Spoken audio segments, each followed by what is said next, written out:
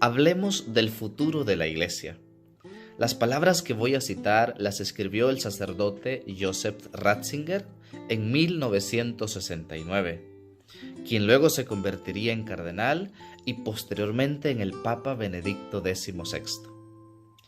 El futuro de la Iglesia puede venir y vendrá también hoy solo de la fuerza de quienes tienen raíces profundas y viven de la plenitud pura de su fe. El futuro no vendrá de quienes solo dan recetas, no vendrá de quienes solo se adaptan al instante actual, no vendrá de quienes solo critican a los demás y se toman a sí mismos como medida infalible. Tampoco vendrá de quienes eligen solo el camino más cómodo, de quienes evitan la pasión de la fe y declaran falso y superado, tiranía y legalismo, todo lo que es exigente para el ser humano, lo que le causa dolor y le obliga a renunciar a sí mismo. Digámoslo de forma positiva. El futuro de la Iglesia, también en esta ocasión, como siempre, quedará marcado de nuevo con el sello de los santos, y por tanto, por seres humanos que perciben más que las frases que son precisamente modernas, por quienes pueden ver más que los otros, porque su vida abarca espacios más amplios. La generosidad que libera a las personas se alcanza solo en la paciencia de las pequeñas renuncias cotidianas a uno mismo. En esta pasión cotidiana, la única que permite al ser humano experimentar de cuántas formas diferentes, lo ata a su propio yo. En esta pasión cotidiana, y solo en ella, se abre el ser humano poco a poco. Él solamente ve en la medida en que ha vivido y sufrido.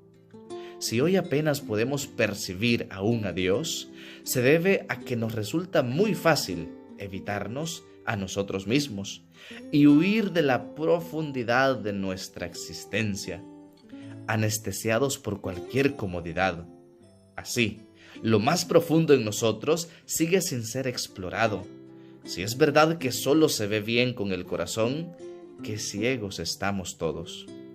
¿Qué significa esto para nuestra pregunta? Significa que las grandes palabras de quienes nos profetizan una iglesia sin Dios y sin fe son palabras vanas. No necesitamos una iglesia que celebre el culto de la acción en oraciones políticas. Es completamente superflua y por eso desaparecerá por sí misma.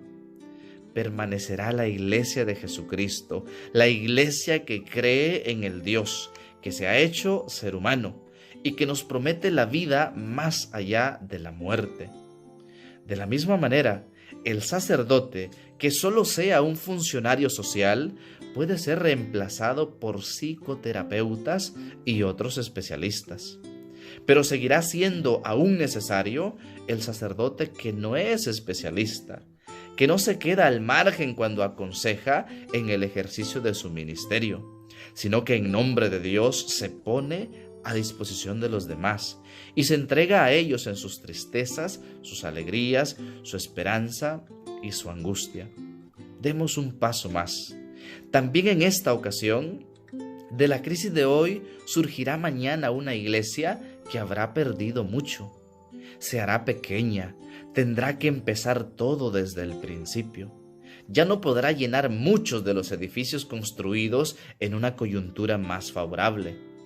Perderá adeptos y con ellos muchos de sus privilegios en la sociedad. Se presentará de un modo mucho más intenso que hasta ahora, como la comunidad de la libre voluntad, a la que solo se puede acceder a través de una decisión. Como pequeña comunidad reclamará con mucha más fuerza la iniciativa de cada uno de sus miembros. Ciertamente conocerá también nuevas formas ministeriales y ordenará sacerdotes a cristianos probados que sigan ejerciendo su profesión. En muchas comunidades más pequeñas y en grupos sociales homogéneos, la pastoral se ejercerá normalmente de este modo. Junto a estas formas seguirá siendo indispensable el sacerdote dedicado por entero al ejercicio del ministerio como hasta ahora.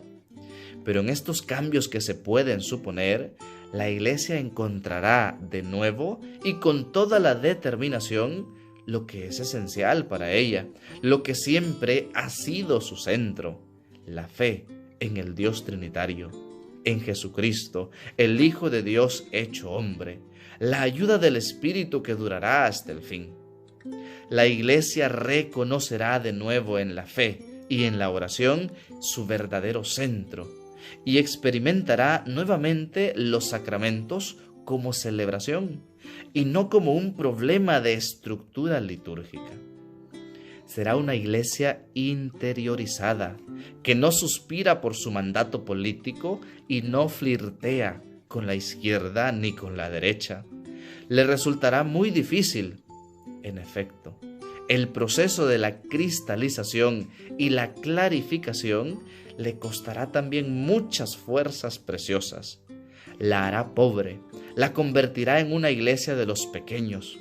El proceso resultará aún más difícil porque habrá que eliminar tanto la estrechez de miras sectaria como la voluntariedad envalentonada.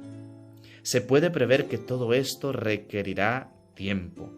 El proceso será largo y laborioso, al igual que también fue muy largo el camino que llevó de los falsos progresismos en vísperas de la Revolución Francesa, cuando también entre los obispos estaba de moda ridiculizar los dogmas y tal vez incluso dar a entender que ni siquiera la existencia de Dios era en modo alguno segura, hasta la renovación del siglo XIX.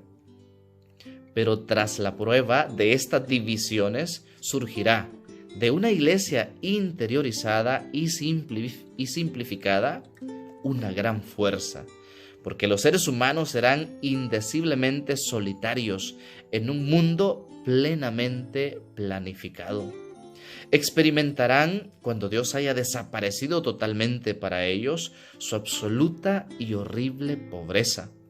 Y entonces descubrirán la pequeña comunidad de los creyentes como algo totalmente nuevo, como una esperanza importante para ellos, como una respuesta que siempre han buscado a tientas. A mí me parece seguro que a la Iglesia le aguardan tiempos muy difíciles. Su verdadera crisis apenas ha comenzado todavía.